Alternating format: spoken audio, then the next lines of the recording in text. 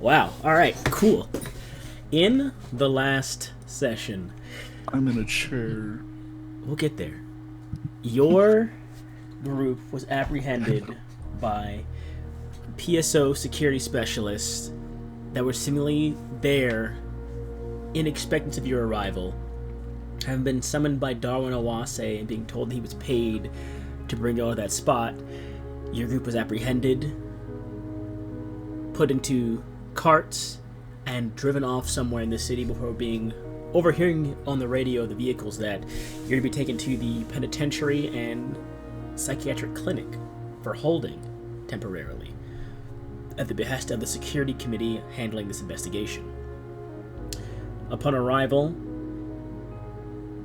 you were split off from, firstly, Cosmina and Alexandra, whose cart never arrived at the location, and then soon after from Yuri, Drew, and Marlon, as you were taken down a separate hallway in the clinic.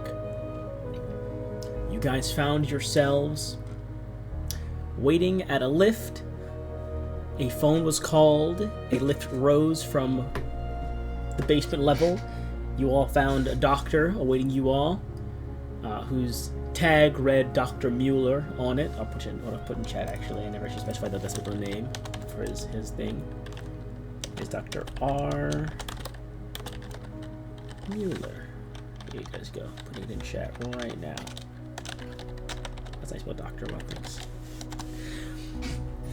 You were led downstairs in this lift until you arrived at a long hallway with a singular orderly station in the center. And from there you were split again at the end of the hallway as Alexei was put into a padded and very claustrophobic-ish cell, while Jaleel was taken to a room labeled the viewing, or labeled, I guess, just viewing, not the viewing room, but labeled viewing, which was nothing more than a singular chair and a hand crank in the back of the room, to which he was strapped into the chair. The crank was turned, and a long cylindrical tube brought down and put in front of his eye to where his head was strapped in, and he was forced to gaze at the moon and told, just observe and say what you think and feel, before you were fully, kind of almost forcefully held there, one eye unable to fully close. I say fully twice. One eye unable to entirely close without there being immense discomfort, the sting of the dry air beginning to burn. You were told by Dr. Mueller, this is only the beginning. And that's where we ended with your group last session. We pick up now in that very room as Dr. Mueller is standing just off to your side, Julio, with a notepad in hand. Facts. Okay. I will play this song, I think. Sure. Nice knowing you, Jaleel. Julio, the doctor soon goes, I want to know everything, every thought, feeling, sensation that crosses your mind as this time passes. So simply observe through the lens, my friend, and tell me what it means to you, what you feel.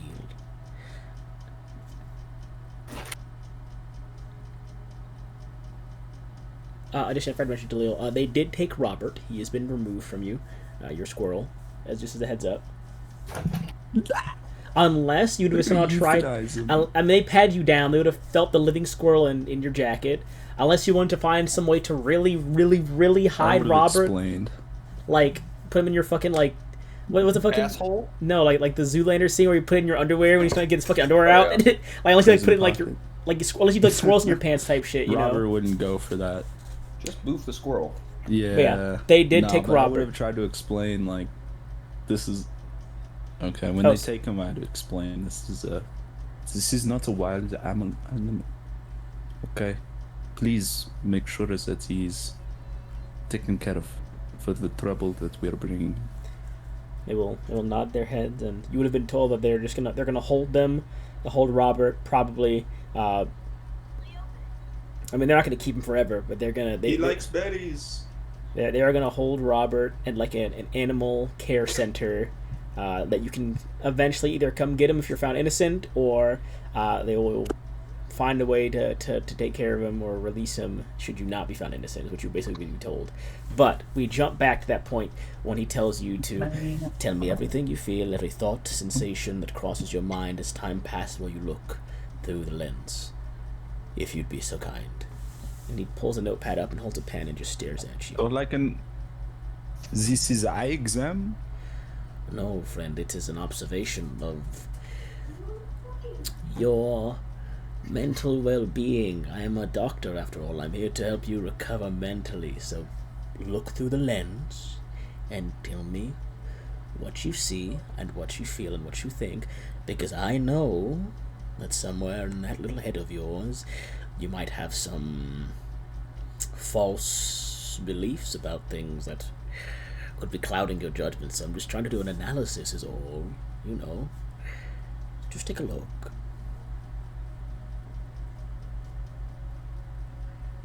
Please. He clicks the pen. Okay.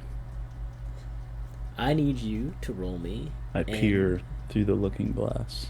An intelligence sanity check, please. I'd like you to roll me an intelligence sanity check, please. I have to be very careful. Why? What is in there? It is through the lens, as I mentioned before. You see a visage of the moon being shown through this lens, as if looking through a telescope. It is not a picture. It looks to be the moon itself being shown through this lens. And I would like you to make me an intelligence sanity check. Yeah, I'm gonna be fucked if I have to do these. Is that just an intelligence roll, or is that in the sanity just intelligence. area? Just an intelligence roll. A success. We in this. As you look through the lens, there's nothing there. There it is. It's the moon. It's the moon. Beyond the discomfort that you feel, you can assume that had you not been in this particular situation, beyond the moon being nice to look at because it's shiny, you can assume that at some point in time you'd probably be getting bored, where you're not restrained to this hard metal chair. There's nothing else to see here. Coincidence? As you understand There's nothing behind the moon. No. Anything that's happened to your understanding has just been purely, perhaps there might have been things in the past, but in your mind in this moment, whatever he expects you to see, it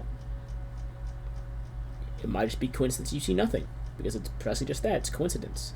And you know that the more that you'll be forced to look for something, the more likely you are to find it. And they expect you to stare at this rock in space and find something more than it being just a shattered lunar object.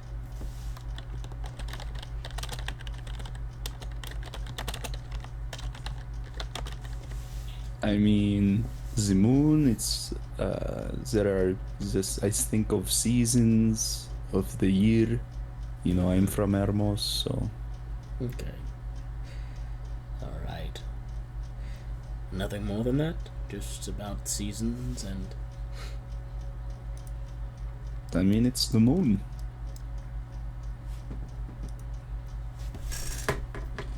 Alright, well. Interesting. You see him kind of walk over to the lens, kind of briefly adjust it. It zooms a little bit. Eyes have to adjust for a moment. Alright, and then he kind of focuses the image of it again from a small little dial aside. And what do you see now? This does seem very eye-examish now that you mention it, my friend. Is this clearer than the last one? I can understand your sentiment in it's saying as such before, but I can assure you this is not an eye exam. This is something way more important. So, I have a question for you. If these things my dog you're asking me to look for...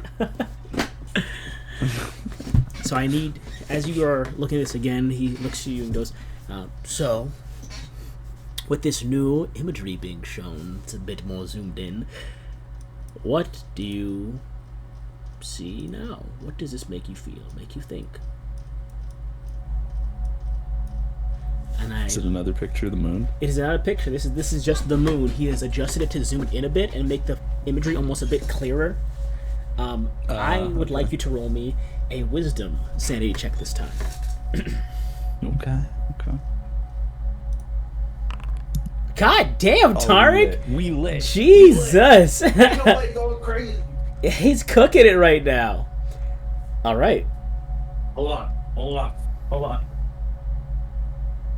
Okay, I'm back. I just ran to my fridge. This is insane, bro. Hang on a minute. All right. Ain't nobody going crazy. I was gonna say it's the forte like it's that. supposed to have a D10 penalty, but it wouldn't even matter. It'd still be a success. I'm gonna get a 2d10 penalty. This sucks. Oh yeah, it's you are intelligent enough, stacking onto the last observation, to understand that coincidences do happen, but you are wise enough as well to understand that they are often preceded and made possible only through intent. That is the very position you have been forced to experience firsthand. The odd feelings of your body and mind come from the stress of the situation and the events of the recent past. The only reason you're in this situation like this in the first place is due to decisions made by yourself and others, and there's nothing at play beyond this. I do feel like Jalil at this point would not be like surprised if there was weird stuff happening with the moon, just because of the experiences we've gone through and like the extent of which like the parties we were following and all these like money interests. So weird stuff is not out of the realm of possibility for Jalil, I don't think, but I think he's more like the whole reason why he didn't choose to fail the sanity check in Eremos in the temple was because of, I don't know, more of a sense like, oh, if there is something real, then I wouldn't have to give in to it. Like I wouldn't have to believe in the reality of something for it to be entirely real. But after seeing just what happened on the boat and with our own party, I think he'd have growing suspicions. Okay. Something going on. Not completely dismissing it as like a hard science guy, but yeah. Absolutely. And you, with that, understand that there's something going on and being positioned. You understand again that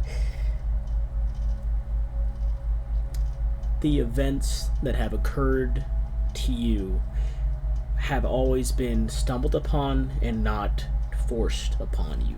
In this moment, you're almost they're trying to force an event, a coincidence to occur, and you understand in this moment that coincidences happen, and while they are only made possible through intent, they are still just that, coincidences.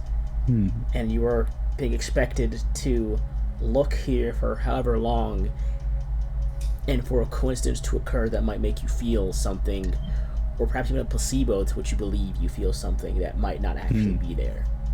But there is nothing for you in this moment that clicks in your mind or across your physiology. Okay. So what to know? I don't like that you use that latter term. But yes. So what about this now? Changed. I see still the moon. There could be something I'm not seeing, maybe, if there's some kind of structure in this image, but this just looks like the moon to me.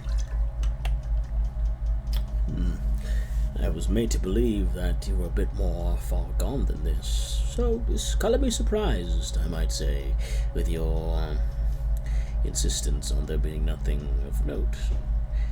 But there's plenty of time for more tests to find something. You know what they always say? Keep searching, and eventually you'll find the answer you're looking for.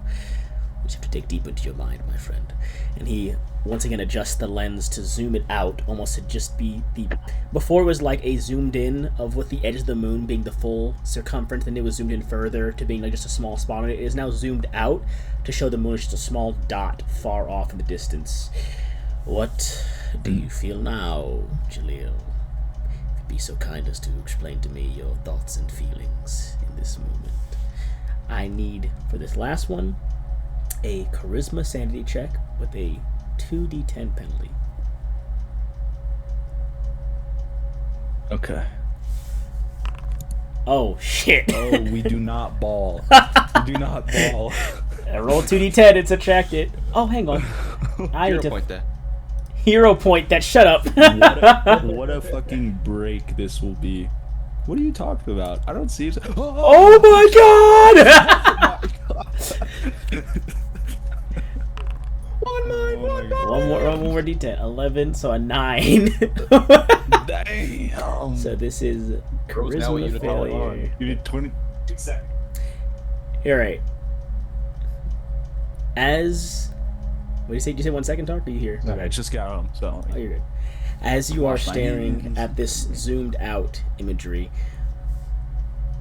and I was just telling Mace about this, how I had this tiered thing based on successes and failures.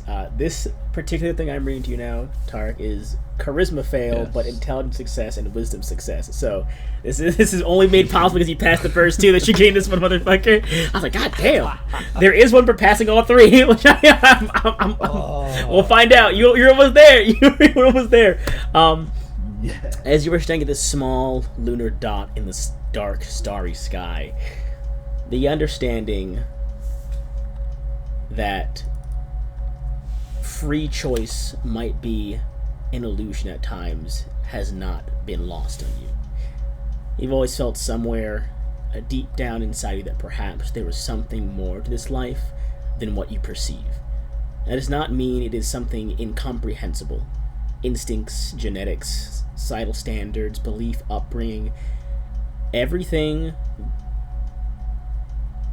that makes you walk a path could not have been pursued were you someone else or were you something else. Things allowed you, moments allowed you to be where you are today. The moon, as much as people are been trying to describe to you or make you understand in an entirety, cannot decide who you are. And even if you cannot decide wholly who you are either, you know that there are ways to foresee where you will go and things that can be done to alter the way in which you move forward. There is nothing to the sky besides the stars that you will one day die beneath.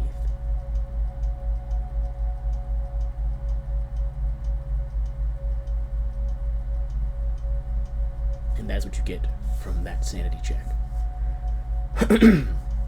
What was the last thing you said? There's one. Sorry, that last sentence? Oh, there's nothing to the sky besides the stars that you will one day die beneath. Oh, damn. So Not what? even the moon? I mean, obviously that, you know what I mean. So Okay, yeah. what now I see. do you see in this?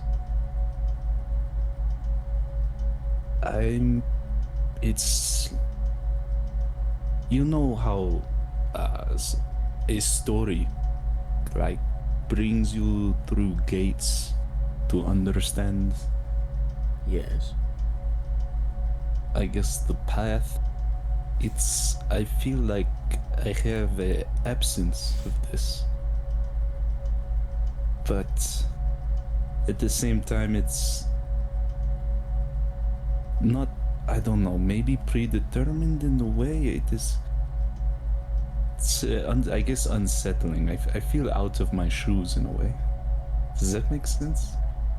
It does make sense. You, when looking at this, are seeing just how small of a piece you might play in a bigger puzzle. The imagery shown to you of this zoomed out imagery of the moon, it just captures how small we truly are, and you might just be seeing that through this. But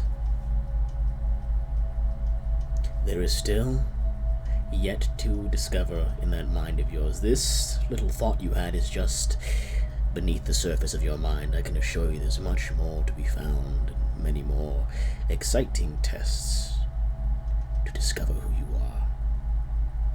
are. And he closed the notepad and then snaps his fingers, and the orderly begins to unbind you. It's only been about 10, 20 minutes, you want to say. No more than an hour, you'd like to believe. Your neck is stiff. It hurts to release the tension, let it relax from that position it was sitting in. You try to blink away the burn in your eyes as the lens is pulled further away, and it stings as moisture rehydrates the surface. The bindings on your wrists and legs are loosened, but not undone, as the orderly follows the very silent gestures of Dr. Mueller, who paces behind you, looking through pages in the small leather journal he has with him. Well, seeing as we can't afford another early break, we'll put this one back in the box, and you can bring me the other one. Looks at the orderly, kind of from the book. And then with another word, the orderly nods. You are quietly, fully unbound, gently raised from the chair, and you begin to be taken out into the hall, out of the room, the doctor saying nothing more to you as he stays in the room, kind of pacing quietly. And you are brought out. Alexei, you begin to hear footsteps coming down the hallway, 2 sets of them. You see no faces, because it is a solid door with the thin kind of metal bars. You do faintly see Jaleel pass in front of your door, taken down the hall next to you with an orderly kind of pushing right up behind him, as they both pass your cell by. How does he look? Jaleel, from the events that I described to you, how would you look as Alexei gazes upon you passing his room? How do you look as an individual come the surface? I think I failed that role so hard that I'd definitely be wide-eyed. Like, the build-up of this being like kind of just a weird thing, but also knowing, I guess it probably would have been the only time Jaleel had been, because I wasn't really affected by the moon. I wasn't out, right? You were not affected by that much. The most you did was felt compelled to take pictures of it that one night during the storm, but beyond that, nothing else really affected you to this extent. And you could have explained it away as just being like, oh, I can see the moon in the clouds. This is a nice time to take a picture. Snap one almost, instinctively. But this so he'd have like a wide eye, kind of like straight down stare, forward and down, but like kind of a furrowed brow, like thinking, and like not darting eyes, but definitely like moving his eyes, not exactly left to right, but with it almost within a blank stare, moving his eyes, thinking about something. Gotcha. Group 3 chat, as you'll see Alexei's face just staring at you. What is this shit? Blank.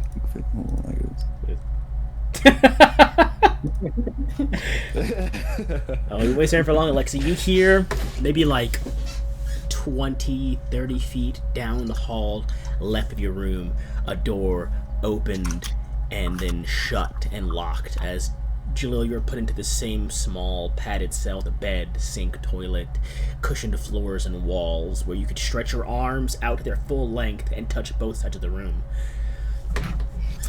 And you are put in this room and left to your own devices. And within moments of that, Alexei, your door is unlocked and open, and the large orderly kind of steps to the side and like aggressively waves a hand for you to walk out. Okay. And then as you exit the closed cell, lock it behind you, and you two are to the same room. The door still open.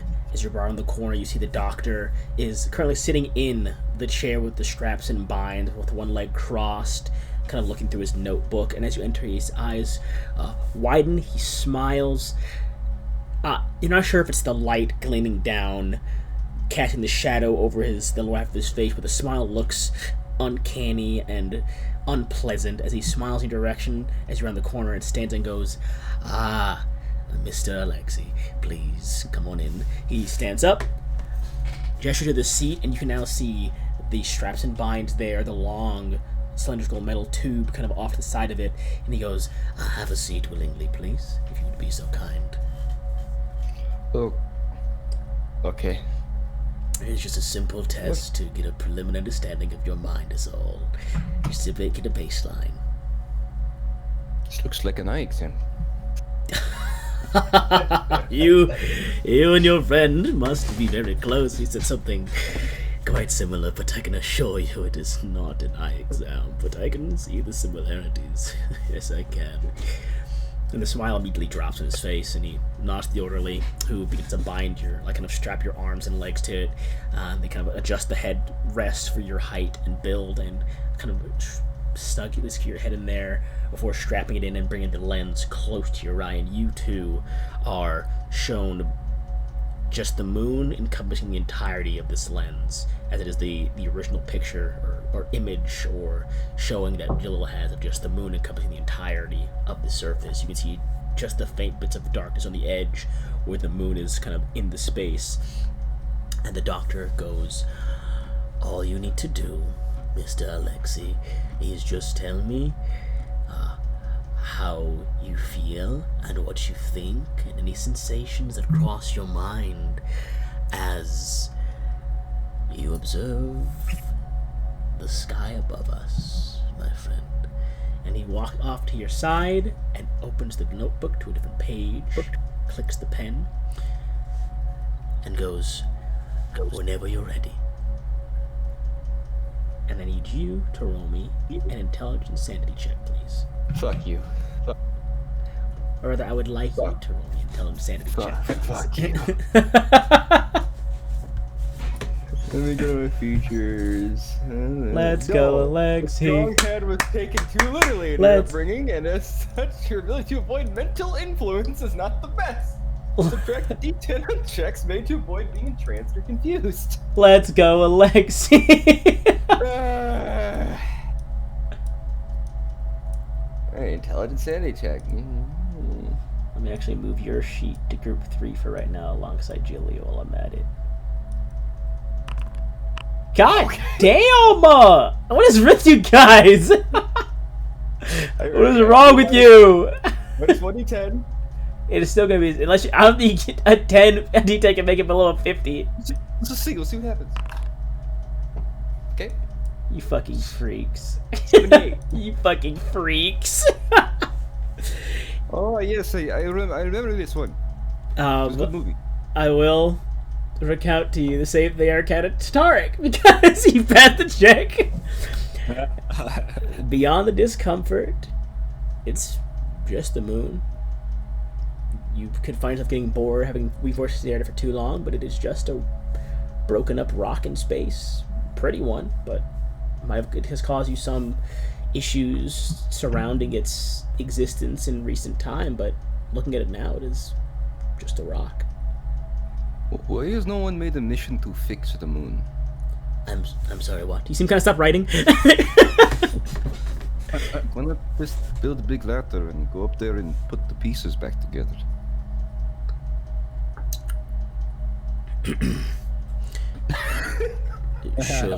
Surely you jest, Mr. Alexei. Is this some kind of joke? No? Why would no one think about that? They know it has to do with the tide. Wouldn't that make the tide a little better if you just fixed the moon? Smile on his face, like the faint half smile on his face becomes a bit uneasy, and he goes,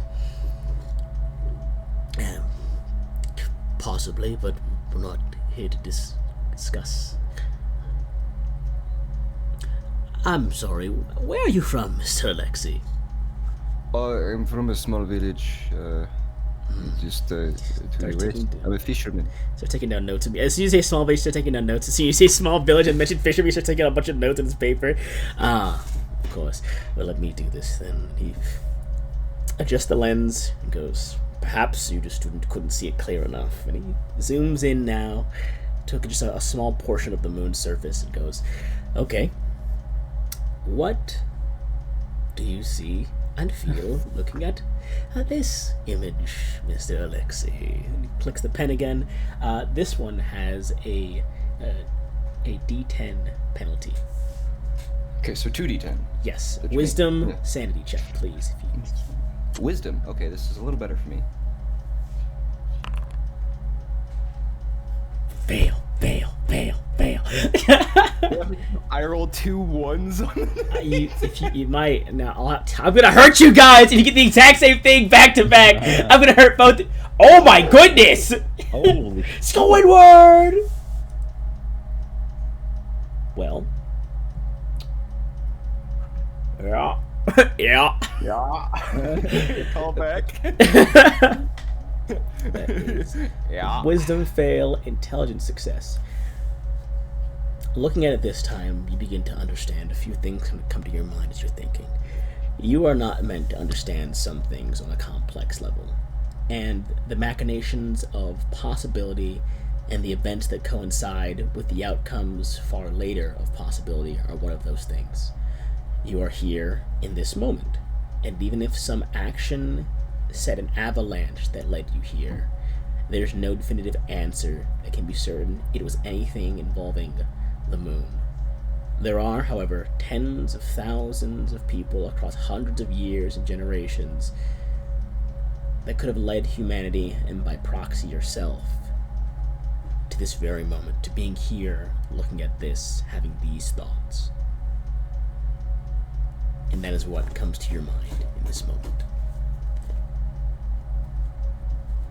And that does count as a failure for sanity, so do mark off one checkbox. Same with you, very much the dark. You do count as one failure from before, so do mark off a checkbox as well, Tarek, for your sanity. Yeah.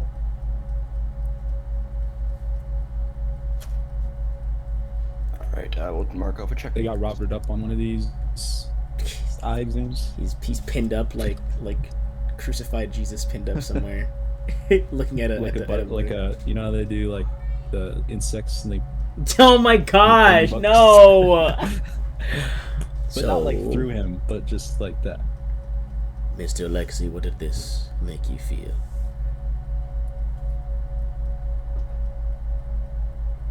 I am small. I'm insignificant. Oh, okay. Bit extreme. They're taking notes down.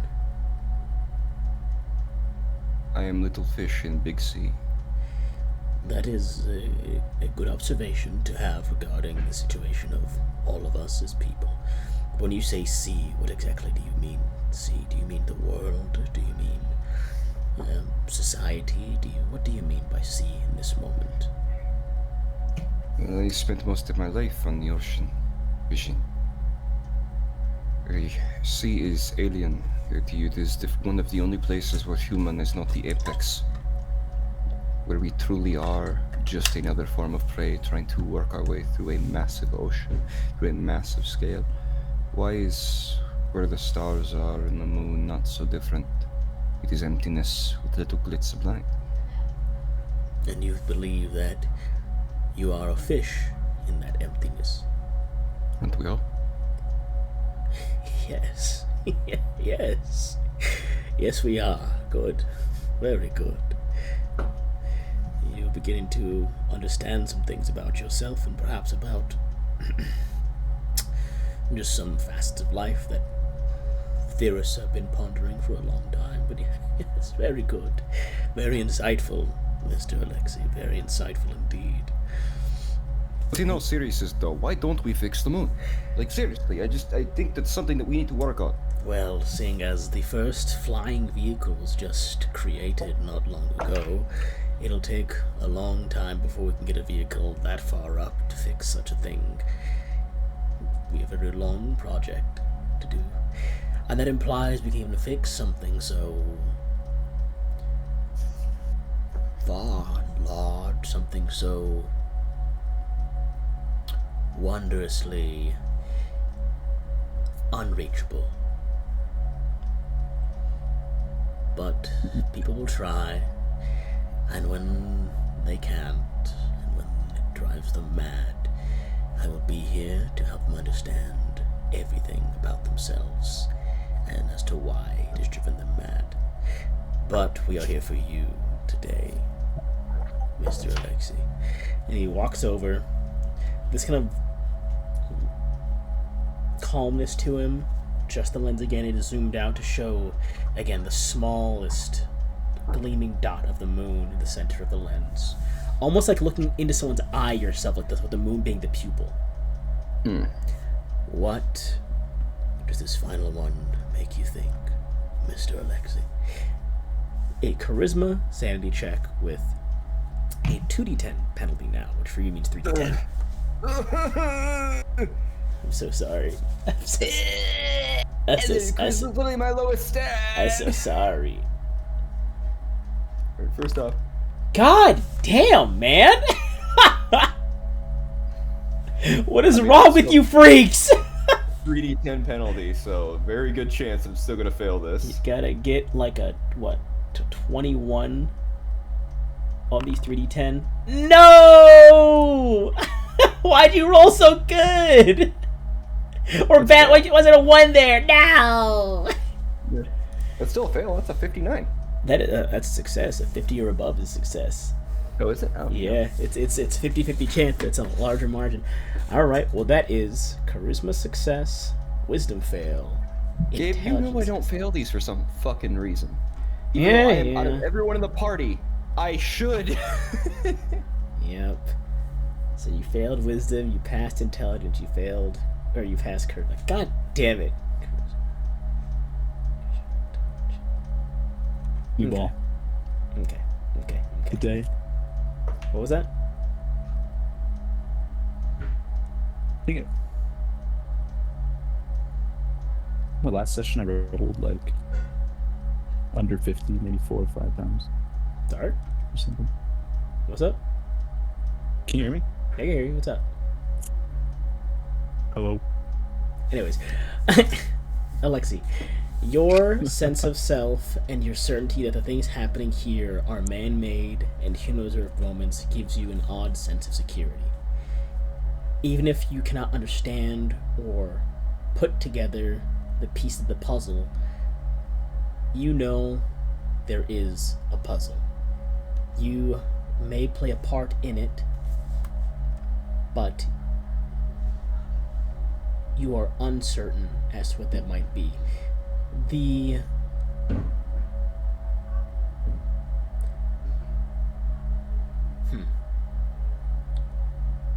moon might play some grandiose role in how things have cascaded to this point, just from the understanding of the people and events that have transpired. But at the end, for you, it still comes down to just being people at times. People still take the action. And you are just another person in it. And you are certain that you are yourself. And that might just be enough. And what he is going to get back from these thoughts that you're giving me, before he even asks me what I'm feeling, properly, I'm gonna go, do you like fish? I can catch some very delicious fish. I'm certain you can. What's your favorite fish? I'm a trout man myself. Halibut. Halibut's my go-to. I do enjoy fish. They are pretty to see in aquariums and tasty to eat with certain foods. But I don't see how that is pertinent to the observations.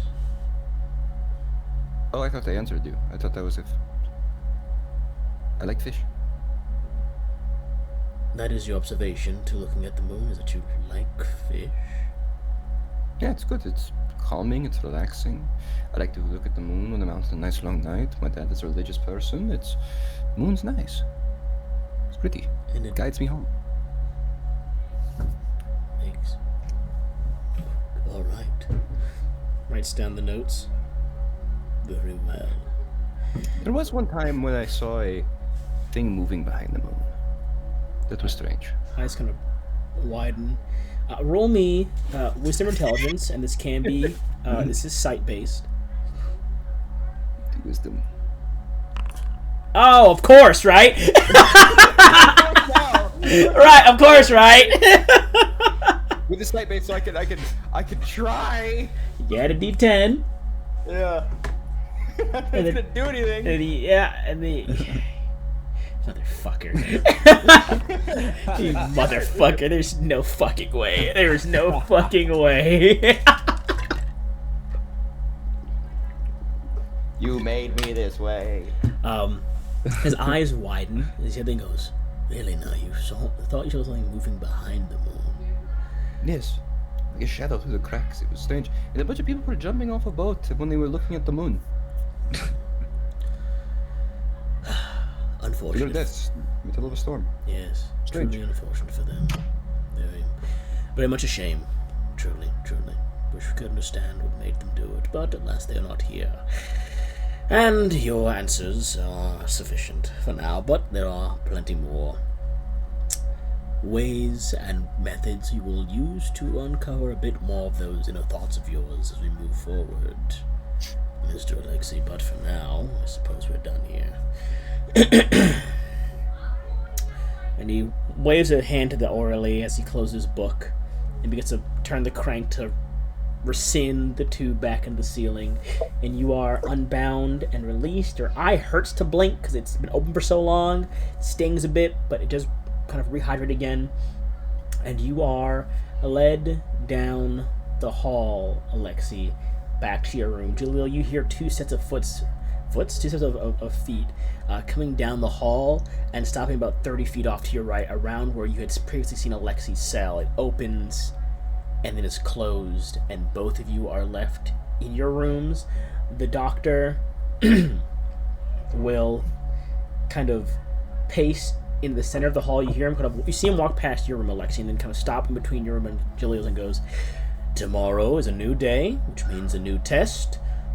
You'll need to make sure you sleep well, because this next one might be a bit more draining, depending on your mental fortitude, because these are all meant to really just dig deep into your psyche.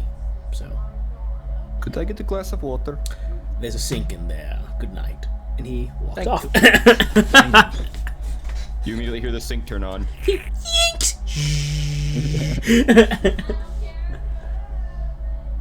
The first night in this pit comes to a close. Shitty hotel. You guys are able to speak to each other if you yell really loud. Like you heard Alexei yell out. You can speak, but you have to yell loudly to hear if they're talking, if you want to talk at all. So these aren't open doors. No. You've got like the small like the little like glass, the phone-sized opening with the small bars phone? There. Yeah, like a phone size, like solitary confinement. essentially. You're in a padded cell. Like phone-sized openings in the door with yeah, they're padded. Huh? Phone-sized opening in the door with bars there. There's a metal slot that is closed where they would slide your food through, and there's a crack at the bottom of the door that's enough room to get like a couple fingers under it before you can't get beyond your knuckles. Okay. But the first night begins to come to a close, and it is odd, and it dawns on you that this small, cramped, secluded room feels almost comfortable. The isolation behind the metal door is the only assurance you have of privacy and security in this place, which is odd compared to being at home or around your allies. Exhaustion of mind and body slowly begins to take both of you until you find yourself either sitting or laying down. Whether true rest comes to you or not is up for you to decide, but the only thing certain for both of you is that your mind still almost buzzes with activity long after the lights in the hall and in your room are turned off and you're left in darkness.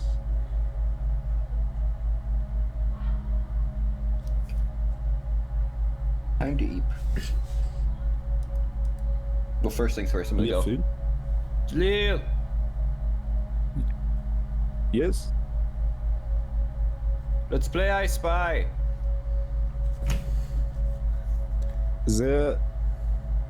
Okay. I see Blackness. Is it blackness? You got it.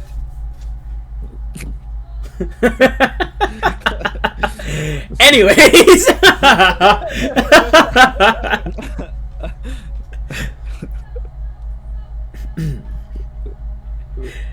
Eventually, the two of you drift to sleep. I am not going to move the clock past midnight now because you have no way of telling the time anymore. So the clock is going to remain at 00 until you guys get a way to tell time. I rolled, or I flipped the coin as a heads up. Oh no, you took it away. I flipped a coin, and Jaleel, you are awoken at some point to your door being swung open as an orderly enters, reaching with large outstretched arms and hands to kind of grab and pick you up. There's a boom, door swings open, poof, poof, they walk in, they reach down, kind of flip your covers off, and they go, get up. And you kind of grab by the shoulder, lift you to your like to sitting up position. Come on, doctor wants you.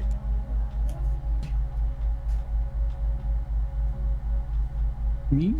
Yeah, you, Jaleel. Get up. Okay. Kind of. I'll put sand over his face. Is it blood? Did they turn the lights on? No. Oh. Well, to an extent they did, because you can see Just get up, stagger. you can see the outline Like of the through the doctor in the doorway. The glint of his glasses shining in the dim light of the few kind of lamps that have been turned on in the hall. You swear a smile is stretched horridly across his face, but with the darkness and the lack of adjust from your eyes, it is hard to be certain of what you're seeing at the point. And as you're brought out of your cell, face to the doctor, there is nothing but a small, warm, professional smile on his face that soon drops as he looks over you and goes, "How are you feeling?"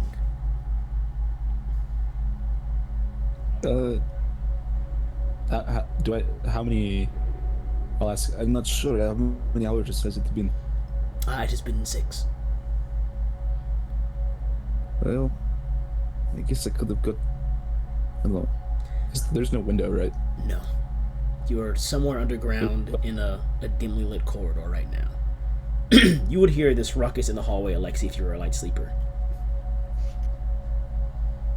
I think I'm a light sleeper. Actually, yeah, I would be because I'm not on a boat or hearing the sound of waves. So you would hear the cell open, hear talking, and then hear muttering in the hallway as Jaleel speaking with a doctor. It looks like, how are you feeling? It has been 6 hours, just enough time for the body and mind to recover fully. It doesn't take into account this environment, I don't think. But yeah, I guess I could It does get not up. entirely, but that's more for the physicality of things. Your brain has recovered as long as your eyes were closed. And all we need is your brain to be You recovered sound so right now. sure. I couldn't tell if my eyes were closed. It's too dark in here. It served its purpose then. I'm a doctor, so I am very sure, Mr. Jaleel.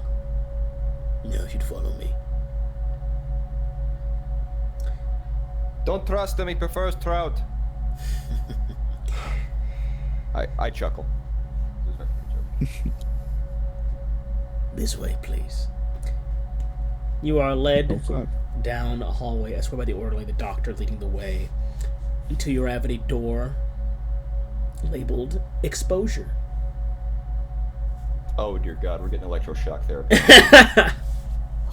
Oh, Dr. fuck. Mueller retrieved the keys from around his neck beneath his shirt, unlocked the door, opens it, and gestures for you to enter. Please, Miss Jaleel, after you.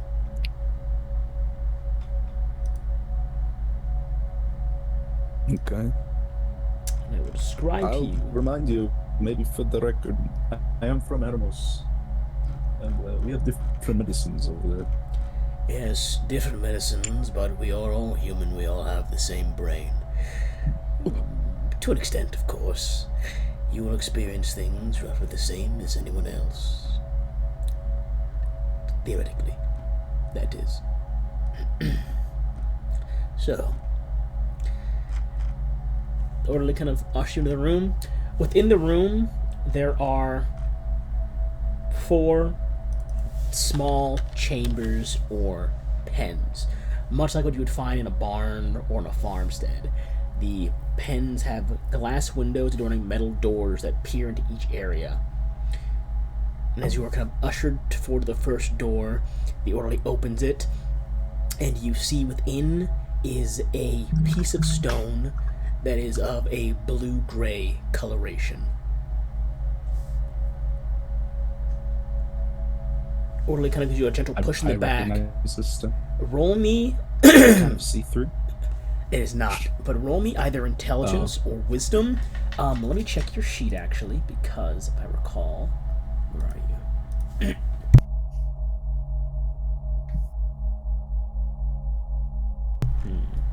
If I recall, you do have past savvy, so you can add that D10 as well from past savvy. Right. Okay. So yes, intelligence or wisdom, you can add the past savvy D10. Thing's origin or place. Yep. And I will give you another D10 bonus because you're from Eremos as well, actually. So you can add a 2 D10 bonus to this roll, intelligence or wisdom. Let's go. God dang. Add the 2 D10. Sorry. And then don't forget your will pool if you want to use it at all, of course. Yeah. Jesus. Yeah. Oh, I don't. 27. I think No. I would look twice at it. You look at it. Save your will pool, honestly, at that point. I'll just take away that will pool you used. Add that one back. I didn't. That was the. Oh, it's just. Oh my goodness. So that's 29. I mean, you get 21 more, you can pass. No, I'm joking. I mean, it's possible. It is, but don't worry about that. Do I still have? Did they take my stone? Oh, everything's been confiscated. I'm sure. It is just you as your person right now. The stone that you're looking at, this rock in here, bears some familiarity, like on the tip of your tongue, but you can't recall it. It is no larger than a soccer ball, though, on this kind of pedestal, on this kind of table in this room. As you enter, the orderly closes the door behind you. The doctor walks up to the glass window, opens a small slit, and goes, "Similarly as last time, Jalil, I just need you to explain how you're feeling around these. These are very special stones that have unique properties that have been reported to affect people psychologically in sometimes. Or physically, even. So... Am I, like, handcuffed or something? No, you're just in the room. You're restrained? Can I walk closer to it? You walk up to it. Can I look around? No markings. Just a stone. Just this blue-gray stone. No other markings, no. It's... Did you want me to roll for this? Oh, yeah. Unless you, I mean, you can, of course, make an observation you want as a character first, anything you want in the room if you'd like, but I'll have you roll once you're done doing all that stuff. What's the shape? How is the stone shaped, and what is it? I will say, like, also roll me up? a charisma check. It's not so much standing, it's being propped up on whatever it's kind of resting on right now, kind of, to keep it in plain view at an even level. But go ahead and roll me a charisma check, I'll say, actually. Oh. Use past savvy. I'll give you past savvy because this would count as well. I could will. Okay. Well, your will pull should be full as well. You should have all your will pulled back because you just took a rest. But you do get past savvy for this as well, and I'll explain to you why in a second here. This stone, and I only give you past savvy for this because you have your own artifact that you use to give yourself almost these eye-opening revelations or comprehensive understanding. This stone, looking at it, is almost giving you that like a feeling of the opposite. For some reason, like where you found the sigils and inscribings and the material of this stone of your artifact you have as something you could, almost like a puzzle to be solved. This is more like an already solved puzzle, like something you're supposed to look at. And as you look at it, I need you to roll me a Constitution sanity check, please.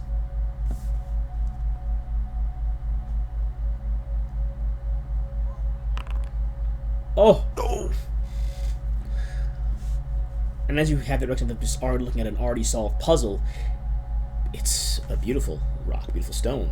One that, gazing upon, brings a sense of nostalgia, almost, just looking at it. It's a small, soccer ball-sized rock on this table. You feel nostalgic. Oh. Almost.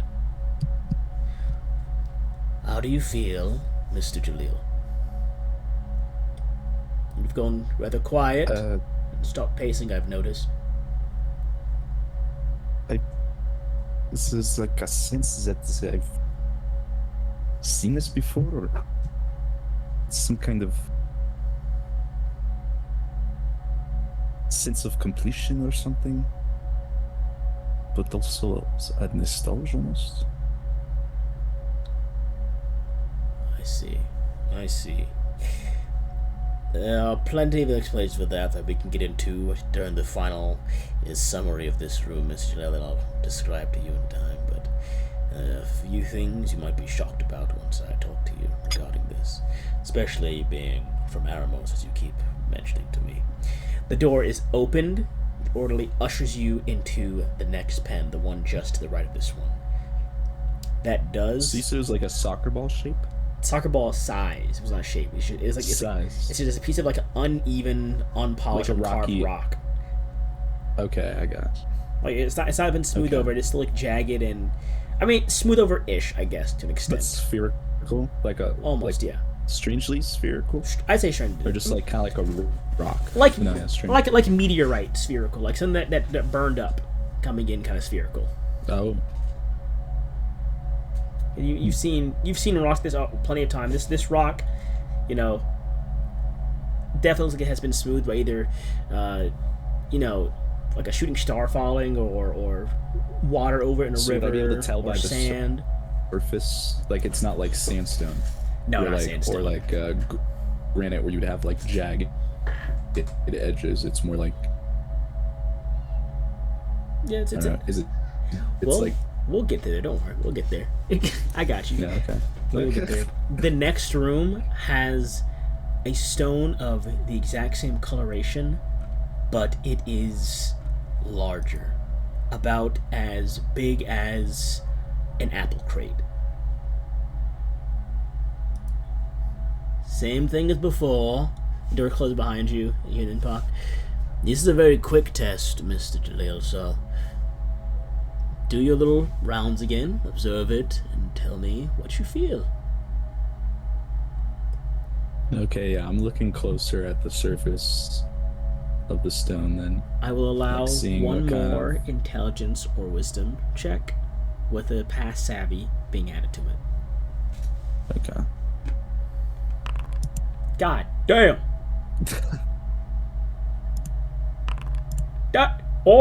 Oh my god! With that roll, you said you're looking closer at it, at the material, and what else are you doing? I'm looking at the surface, like, you know, I feel like I don't know if they have the words sedimentary rock and like igneous rock and all those, like the actual, like granite's made up of like different kinds of quartz and other things, but I guess it doesn't look melted. No. Does it? It does not. What it looks like to you with that roll is it looks strikingly. It might just be because it's a larger surface area to observe and to truly gain a good look at. But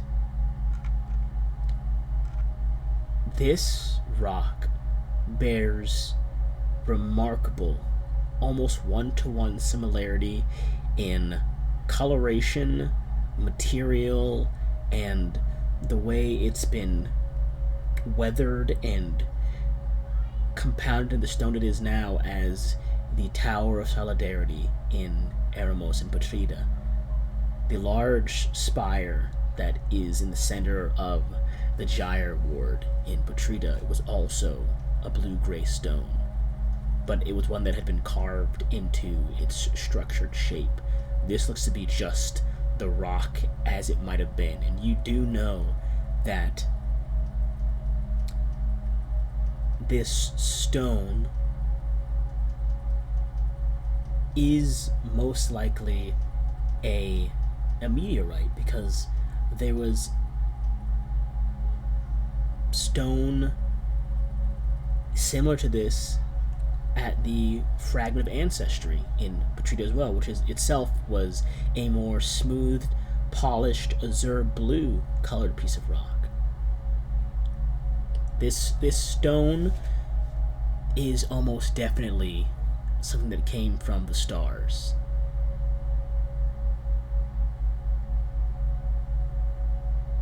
And as you gather this information, I need another Constitution sanity check, please.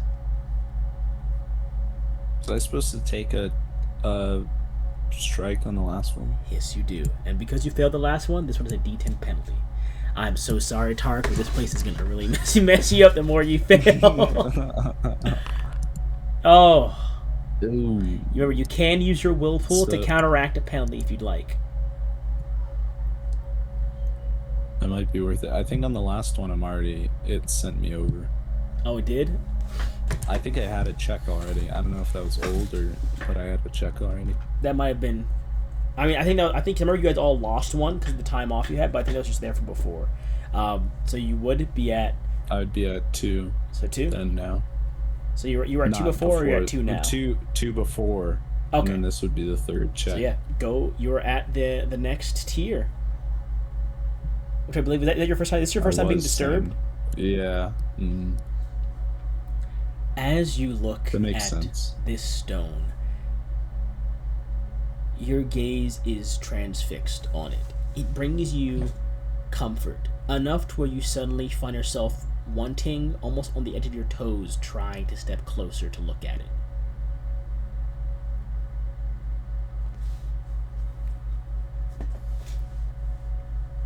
So I'm just in awe, I'm not... Is just transfixed. You're transfixed by it almost. Like it is like there's just something about it that has drawn your gaze to it that makes you want to move closer to it, to linger near it longer. And you find yourself just staring at it for a while before you hear the voice, Jalil. Mr. Jalil. Hello, Mr. Jalil. Kind of stand up. I was probably leaning over, like as you were saying, leaning in. Are you alright, Mr. Jalil? I think, well, I can't say it's a realization, but only because I don't have the facts, but it feels like... But are these stones not from here? I was going to tell you at the end, but no, these are pieces of stone that were recovered from Eremos and provided to our clinic by a generous benefactor. These are stones that were once meteorite that landed out in Eremos, I'm told. You could even call them lunar objects if you wanted to really play into all the prior test we were doing. They bear a striking, what's the word? A striking connection to the moon above us, my friend. And with that being said, there are still 2 more pens for you to meander into. He opens the door this time, and not the orderly, the doctor opens the door for you and gestures you to go to the 3rd pen. And as you enter this one, this stone here is about as large as a car engine in this room. You want to even say it looks less blue-gray and more just like faded blue now, this larger piece. I would like you to roll me a Constitution sanity check with a 2d10 penalty now. Just tell me what you think. It appears as though you're beginning to Oh, you might be good. You're fine. There's no need to roll a 2d10, but even if you rolled 2 10s, it'd still be a 77. Yeah. Let's go. I look at him. You knew that I would recognize these stones. I did. Eventually, you seem to be a very competent man, and as such I had believed you would recognize these in time. Regardless, the duration of time it took you to understand what they were was a bit jarring at first, but it seems as though you understand now. And as soon as he said that, you look at the rock, and similar feeling to before, but nothing much more happens. It is still just the same stone you saw in the previous room. You still feel that comfort, almost faint transfixion over it, but it's just a larger one, and you more so wonder how they got a stone this large into this pen, and how large the one in the last room might be, because if they're all getting larger as the rooms go on, you can only wonder how big the stone the next room over will be in this point. You're transfixed on it, one, because of the previous feelings you had, and two, because of just this one's already considerably large. You wonder how large they've brought in for the last one. But beyond the slight polish or almost glow of this rock, there's nothing left for your thoughts to linger on.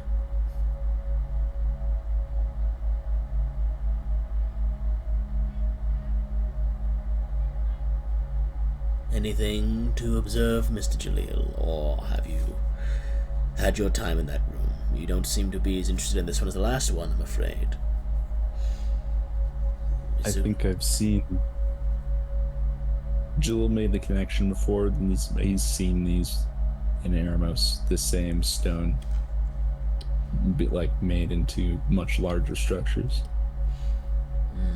Yes, you would know that this stone is probably the same one used in the Tower of Solidarity, and it's the same meteorite that just crashed down that became the fragment of ancestry, the carved etchings into it that were used by people long ago when Pruta was first founded.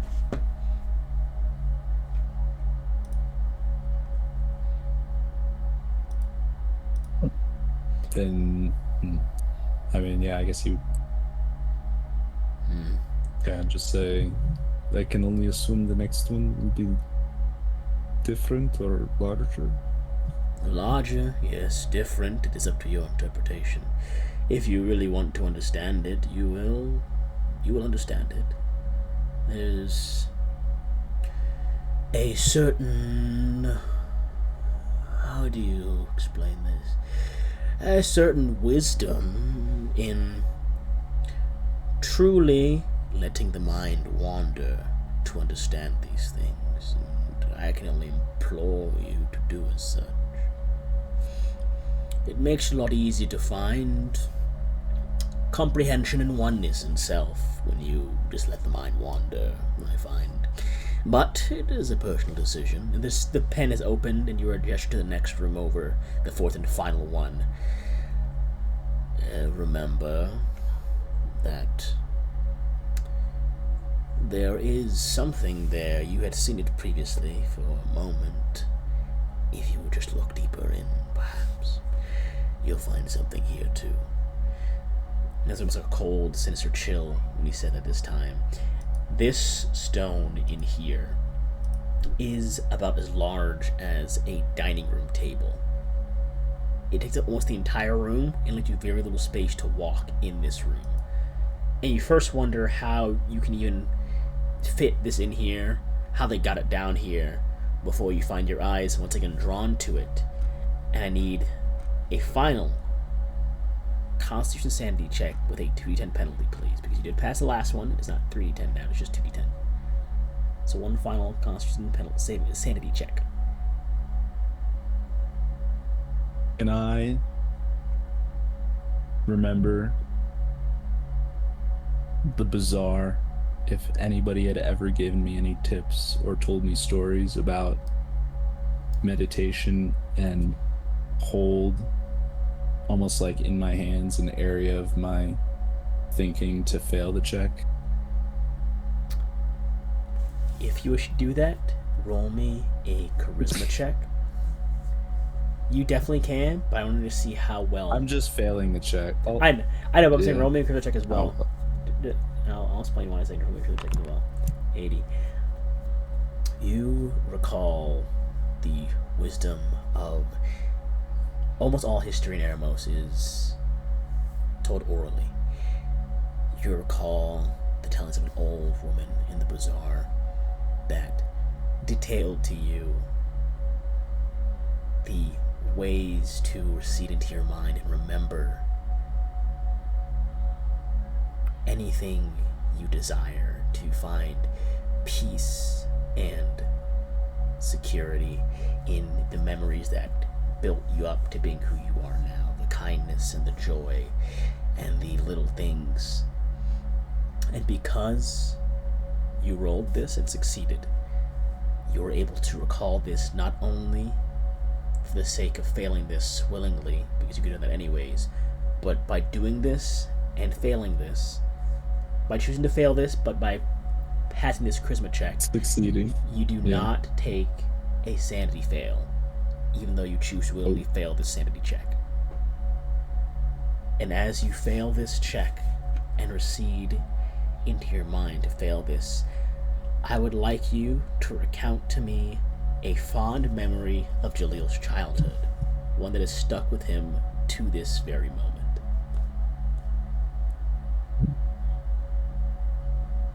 So, I think, Gabe, you know, but part of Jalil's backstory, like, growing up and in this, like, big marketplace and having people come through and listening to different stories, him and I guess some of the other younger, I wouldn't say they would be all the same age, but some of the younger people there that were also children would eavesdrop on stories that they wouldn't be otherwise told, maybe because of their age. And that's a long setup, but I was gonna say that they probably got caught at some point, and it ended up being somebody who was like giving food out, or like sell, or like, you know, had a food vendor stand, and ended up providing, like, for those kids some kind of nourishment, and like started to like put them on like a path of less mischievousness, and that he recognized that helping hand as like a small act that carried a long way. You carried this wisdom with you into your young adulthood, your adulthood into now. This helping hand, this what seemed like a terrible moment being caught as a child, becoming this pillar stone of your ideals and the foundation of your strengths. Now, you recall this memory in perfect clarity. And as it fades and blurs into a still, warm darkness, you open your eyes and find yourself curled up on the floor with your back pressed to the stone, and you feel well rested, as if nothing could be wrong in life. Not while you're here, not so long as you hold on to this feeling.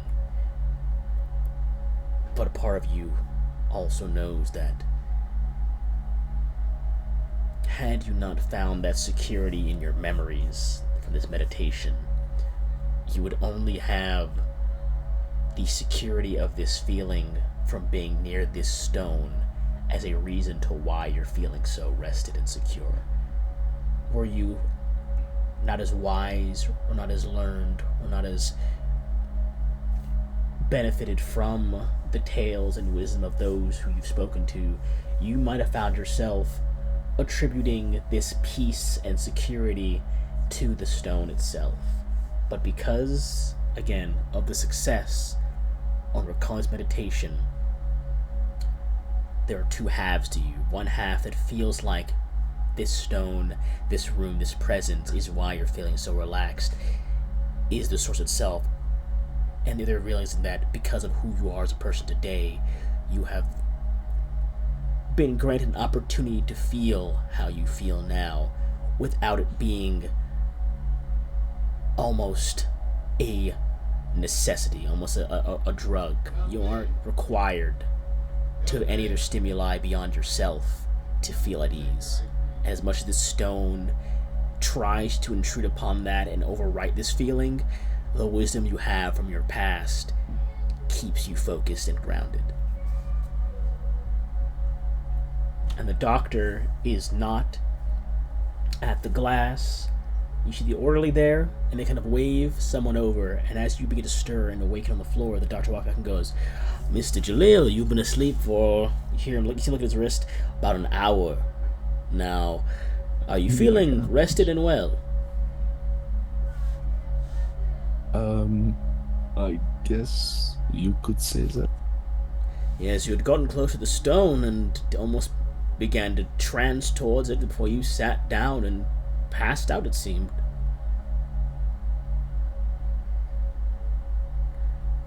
You guys waited an hour?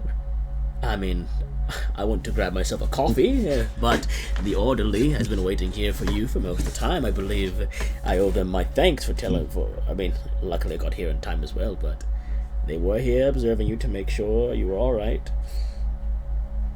Regardless, how did this room make you feel beyond tired, I guess?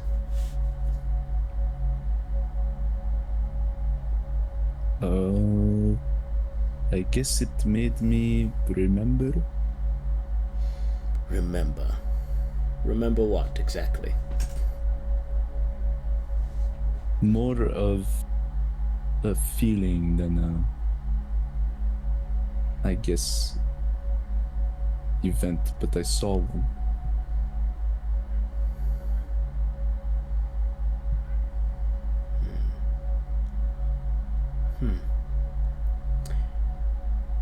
Well, Mr. Jalil, I believe we've had enough of your time today, taken enough of your time today. We'll put you back in, and we'll grab your friend Alexei and see what he thinks of these rooms. And then I'll give you all a bit of a break, and some well-deserved breakfast. And he opens the door, and the orderly begins to escort you back down the hall. Alexei!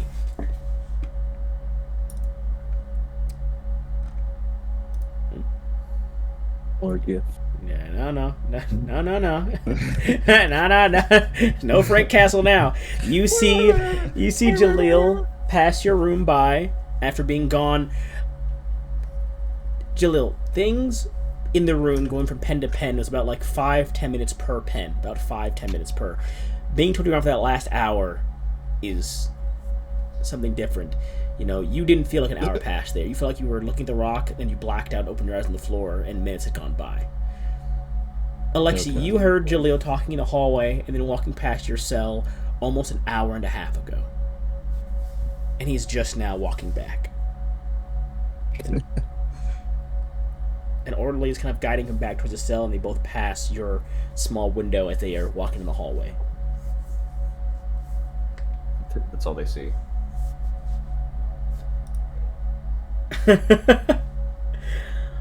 And after a few minutes, your cell's open, Alexei, and you were also brought to the same room with these same 4 pens. The doctor looks at you and goes, and we'll be ending in about, actually almost done, ending in about 15-20 minutes as usual. Luckily for me, we are still on time. How about that? I'm very happy, actually. It's nice how easy it is when there's only 2 people. Yeah, we're ending at a great time still, luckily. And we're going to finish up this scene in one more, and then that'll be probably about it, actually. Because I don't want you guys late. You are brought in there, and the doctor looks to you and goes, Mr. Alexei, we had a wondrous little moment with your friend Jalil in here. I believe he's beginning to understand some things. And perhaps you will too. If you'd be so kind as to enter the first pen, my friend. And the door's open for you by the orderly, and you are ushered inside. And you as well see this soccer ball-sized blue-gray stone that, and I'm going to be nice, I won't require you to roll it, because you were the first person to investigate this as Alexei and Eremos, that it bears a striking resemblance to the Tower of Solidarity in the Gyre Ward that you had seen previously. My favorite thing is, for Julia, I don't know, Tarek, I don't remember this, but for two things that Gabe was describing, I was exactly able to guess entirely what stone or object he was using in the real world to be like the comparison. And Gabe, no, it was fucking Jay, who was like, "How do you know this shit?" I'm autistic. I did forget to mention, Tark, that the last stone was more of an azure blue that wasn't all that faded anymore. The one before that was a bit more polished and more blue than gray. The very last one was almost entirely just this bluer stone.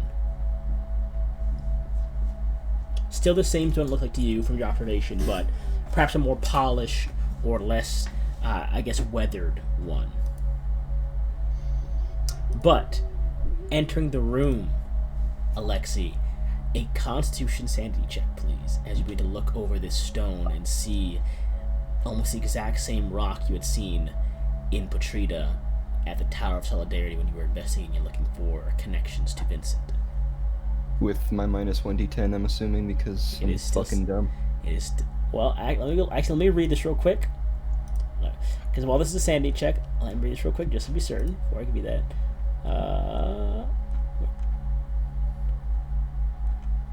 Where is it? Where is it? Where is it? It's my features. There we go, found it. No, actually. Oh, thank fuck. Yeah, just a straight Constitution sanity check, please. Doesn't matter. Oh! Also, Tarky, because you did choose to fill that last one. Oh, no, I forgot. You had past thing. Mm-hmm. So, you're good. This is counts as failure, Alexi. And No it is shit. similar to what Jaleel felt looking at this stone. Beyond recognizing that it is the same that you saw in Eremos and Patrida, it brings a sense of nostalgia that you can't quite pinpoint the origin of.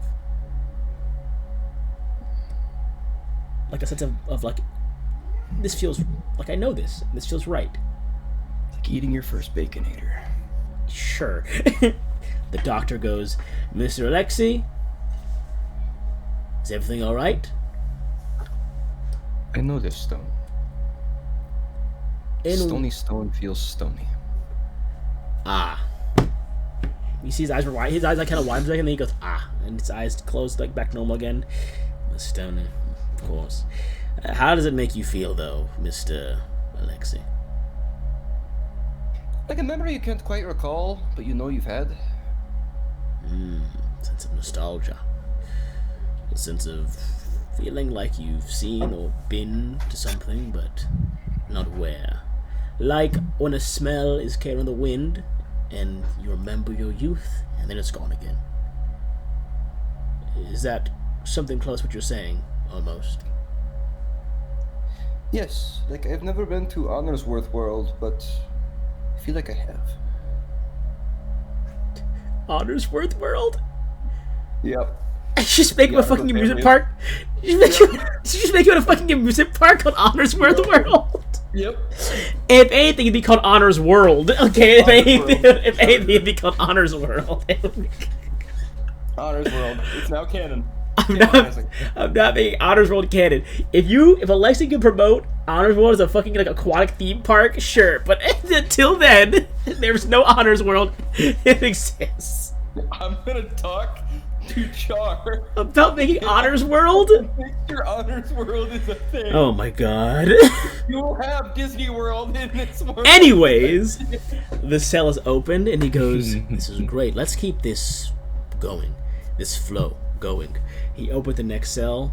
It is a apple crate size stone this time. The same, a bit more polished, but the same blue-gray.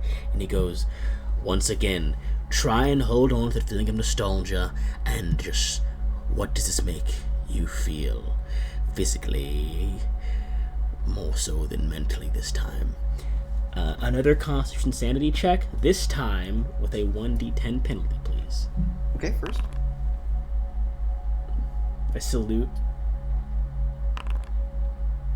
Let's fail. You do have your whirlpool if you want to try and succeed, or you can leave it as that and save your whirlpool as well if you'd like. I'm saving my whirlpool because I want to see where this goes. Based, I respect that. Like, I really do. Like, I'm gonna give it a fair shake, but I want to see where it goes, you know what I mean? Similarly to Jaleel, your gaze is transfixed on this stone. The nostalgia drawing you closer, almost on the edge of comprehending what it means, why you feel this around this. It's as if it's saying this is almost getting you a mirror into yourself, and you want to get closer to understand. You can now find yourself stepping closer to try and get closer to this feeling of nostalgia, this comfort. There's 2 failures.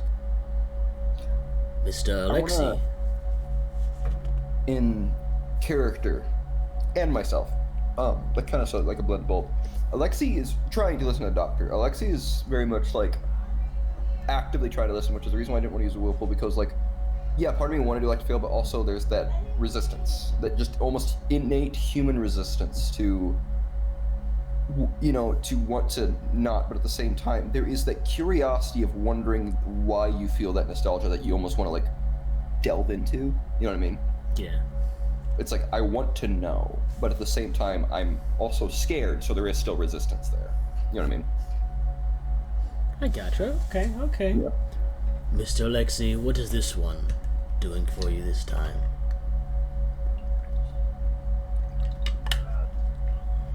You said it was more intense. Yeah, more intense. This time, it's the nostalgia leads you to feeling almost a comfort, almost like you want to get closer to see and see if almost being nearer to this makes you remember more. You might see something that might allow you to glean why you feel so comfortable by this, and you find yourself almost stepping closer to this stone to try and get that feeling, get a stronger feeling of this.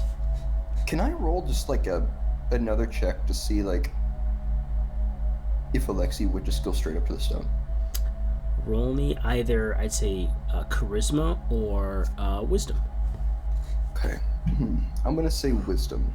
Okay. It's higher, and I'm the only reason why I'm saying that is because like there's that want, but like I'm going with the idea that when you're drawn to something, there is the innate, especially when you're not exactly the smartest person, there is almost the id of just wanting to go pick something up, to go see it yourself, without thinking about it. But will that slight bit of wisdom break through is kind of what I'm looking for. Okay, then yes. 35. I'm gonna go pick up the stone. You walk over. It's a heavy stone. You begin to pick it up. You're a strong guy, so you begin to lift it. It does take you some effort to strain and lift it. And Dr. Legion goes, "Oh my!" And as you begin to hold it there, kind of strain to carry it,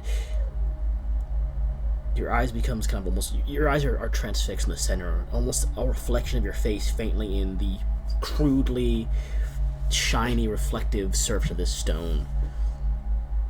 Am I looking into it almost like one would look into a Palantir stone from Lord of the Rings? Almost very similar, yes, to that. Okay. I know. You know how I am, Gabe. I like to use references to kind of gauge. You see me do it in my own games, like references to gauge how something would. So. It's very much that you are staring at this. It's not a smooth stone. Again, it's a more jagged. It's smooth-ish, but it's more jagged than a spherical. And you are holding it, looking into it. You see your just kind of faintly distorted reflection in bits and pieces of the jagged rock. And a new hand touches the beacon. It feels almost cooling and soothing to the touch. Almost like putting your feet into warm sand. Or I guess I'd rather put your feet into cool sand on a hot day. It feels almost cool and soothing just holding it here. You feel almost relax. The deep breath taken in. Your eyes open. And you feel as if you know there are people watching you in this room, but even still you feel like there is a warmness watching you as you are almost accepting this comfort presented before you, as if there is a wave of protection or safety from just being so open with this. and try to divulge this nostalgia and this comfort from this stone. Okay. I'm sending you a gif of what this is reminding me of and like the vibe I'm getting. Okay, but I'm sending it to you specifically. So.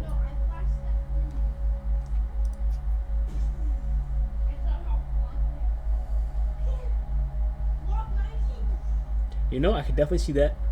I can definitely see that. Absolutely. You really need to play that series, dude. Like, I know it's scary. I will cry, but I want to, but I know I will fucking cry, dude. Like, I'll play the third one with you. The third one's also just not scary at all. But, yeah, no, I've played that like twice now. It is. Yeah. It's a thriller. Yeah. As you begin to put the stone back down, the doctor goes, "Firstly, I must say I'm impressed by your strength, Mr. Alexei. It's a very heavy stone. It took about 2 of our orderlies to bring it down here. But how did it make you feel?"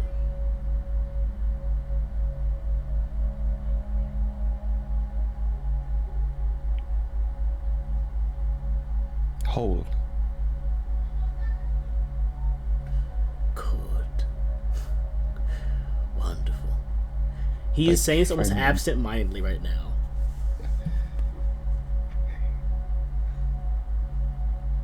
Alexei, I'm gonna say, is almost triggered by another memory. Strangely enough.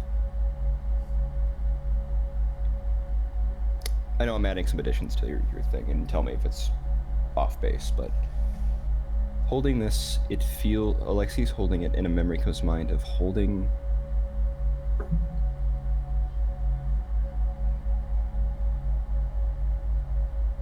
a stuffed animal that his mother would have given him.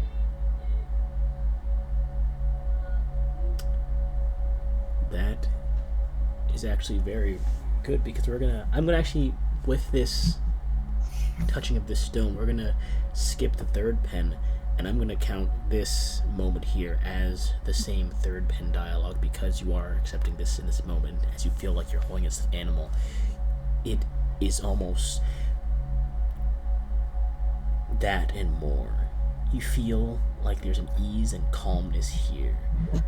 Like you said, like holding a childhood toy or eating food cooked with love by someone you care for, like your sense of belonging.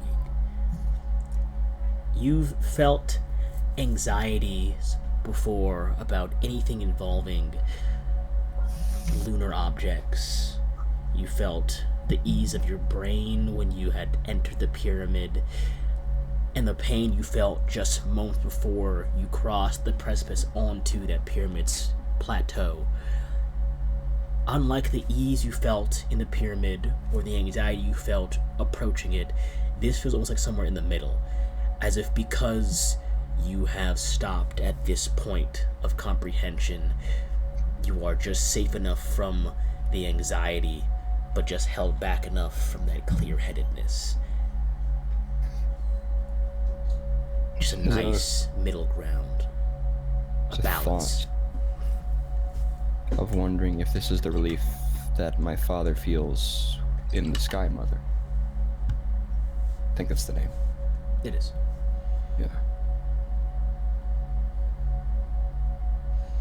As I was not as religious as my dad, but the nostalgia of him giving me sermons, of him basically talking about how it saved him from his time in the Navy, in the military.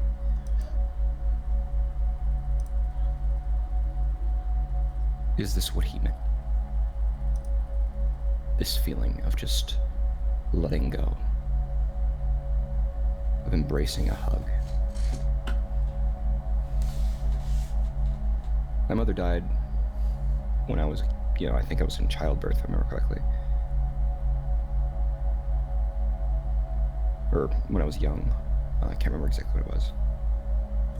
Both in character and out of character. But I always had a stuffed animal that she was going to give me, that she never got to. And it smelled like her.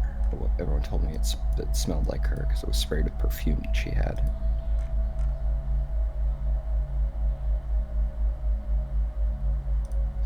I remember sitting there holding this while eating pierogies at the dinner table. While my father told me stories of her and also Sky Mother and how she is just my mom, but larger. How my mom watches down on me. In fact, almost in a way, like, in describing them almost like they're one and the same.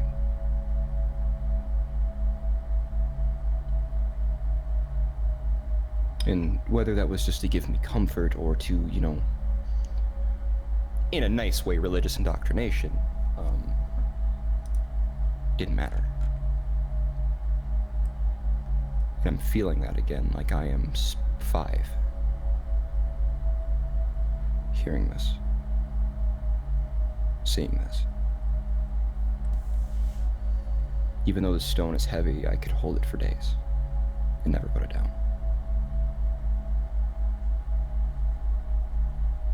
Mr. Alexei, you are beginning to understand the bigger picture at play, it seems. Your friend Jalil is on the precipice of comprehension, on the boundaries of understanding, but he is, unlike you, still holding on to the words of dissidence and rebellion. He wants to understand so that he can decide. I believe that once you understand, Mr. Alexei, you won't find yourself burdened with wanting to decide anything. You'll find that the decision you can make is one that will bring you the most comfort and peace by just accepting the serenity we have been granted by our ancestors and by the choices made by those that came before us. You feel whole with this stone because somewhere down, maybe not just your genetic tree, but perhaps all of our genetic trees, when we were first building the blocks of theology and philosophy, spiritualism, these stones were at the crux of it all, and they were a sign of our unity as a species, and they were how we crawled up from the muck and united and went from nomads and tribes to the world that allows us light and the comforts of trout. I want to do something, Gabe, and I'm going out on a long shot here. And I'm doing this not from Mason deductive reasoning. This is Alexei's deductive reasoning. There's an element of, you know, myself in every character I make, and there always will be. But and I think it comes with the outdoorsy kind of spiritualistic aspects in Alexei's, where Mason does come out. You know what I mean? Yeah.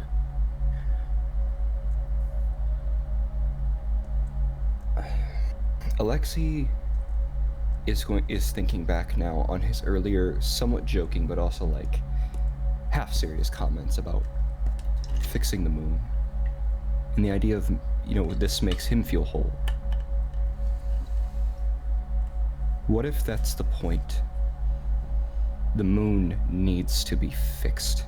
What if these are pieces of that broken moon that need to be put back, that need to be fixed? And I'm going to turn to the doctor, and instead of like that almost joking, like almost like kind of dumb kind of look at it, there is a dead seriousness on Alexei's face that just says, we need to make her whole.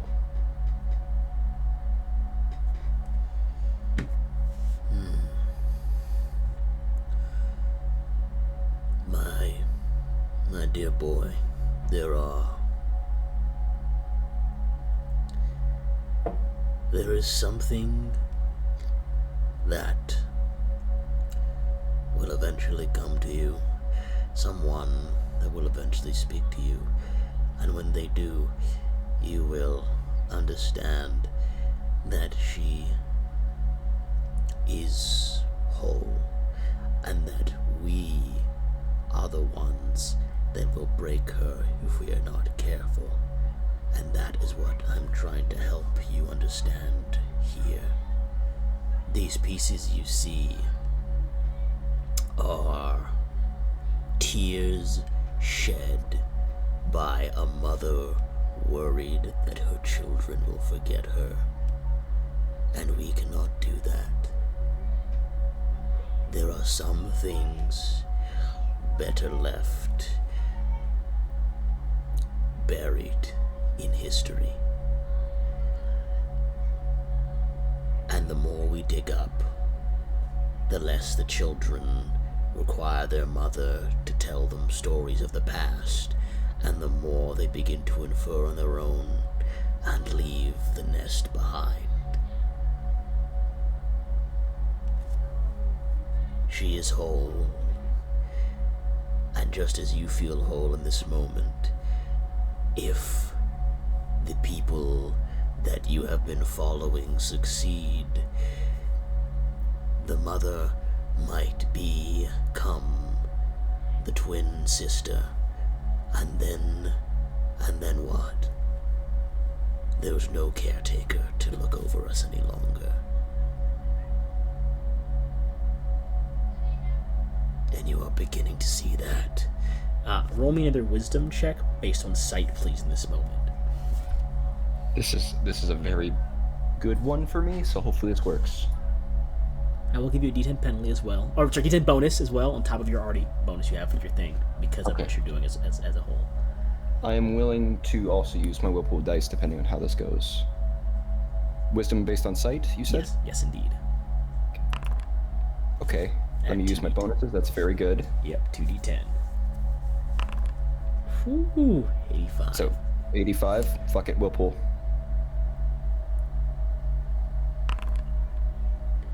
94. Yep.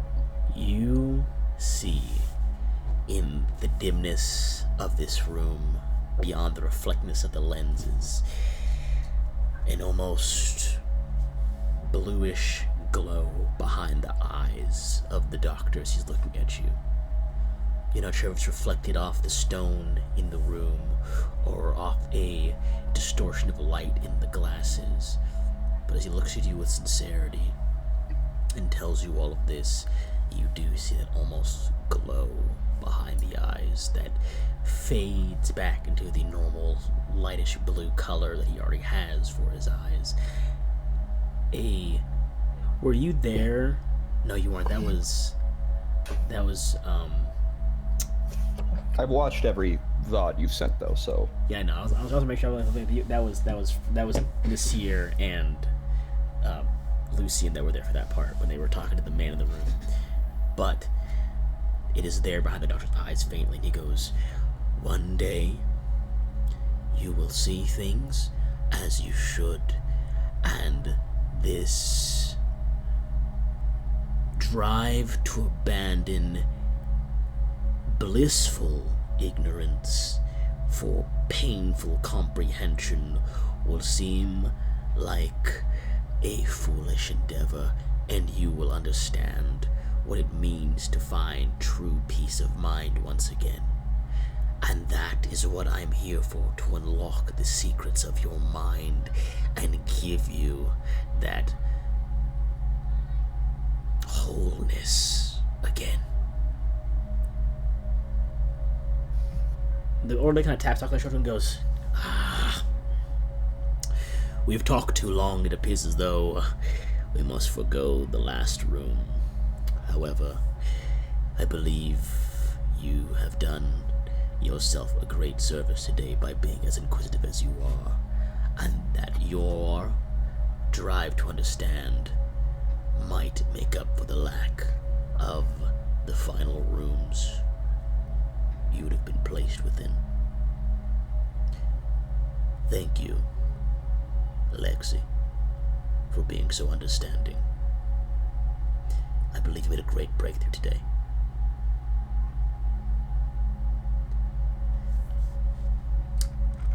Likely is silent. Just.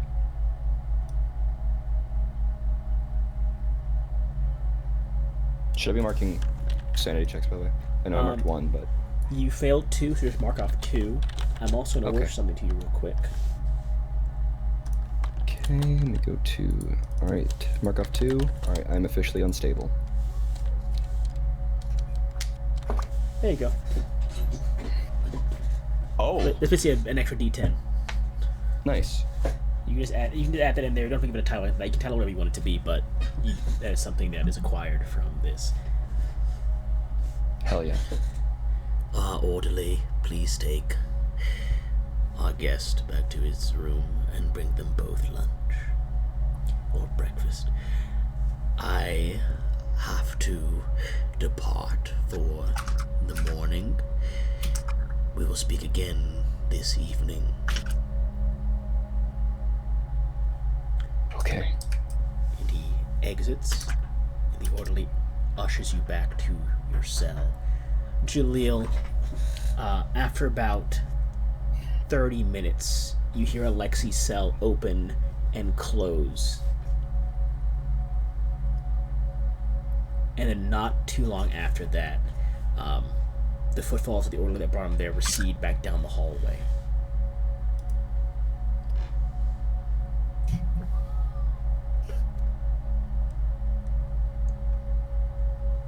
You guys are eventually brought breakfast, which is like scrambled eggs and sausages and toast, and they bring you 3 different drinks. You get water, you get like an apple, like an orange juice, and you get some milk. You get 3 different drinks to have. All of them are in plastic cups because it's still a clinic and they can't give you guys glass.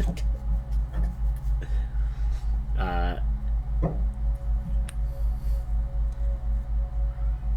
you guys are given this time to silently eat or talk, whichever you would wish to do.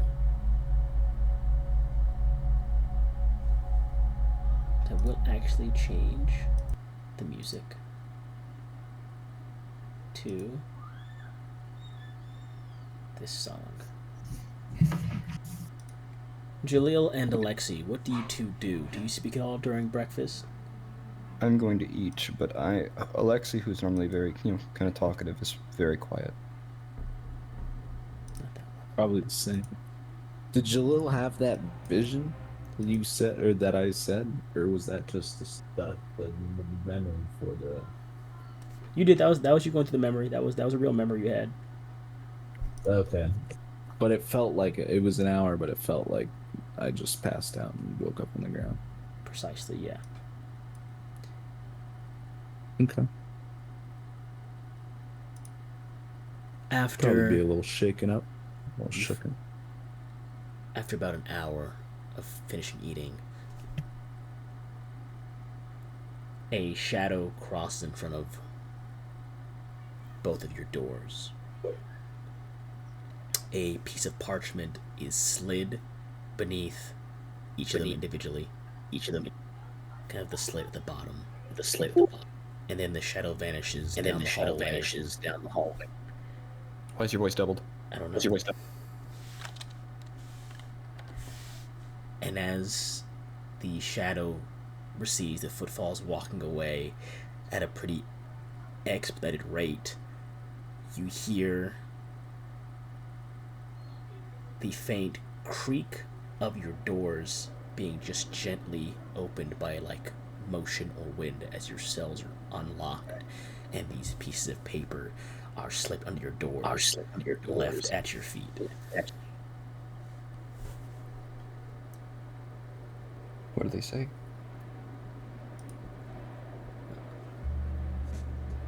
As you both pick up the papers and read them, first thing you find is a crudely drawn picture of a dove and the words 20 minutes, lock yourself back in, I'll be in touch. And that's where we end tonight's session. Oh shit. Oh shit. Nice. It's dark. Hell yeah. Hell yeah.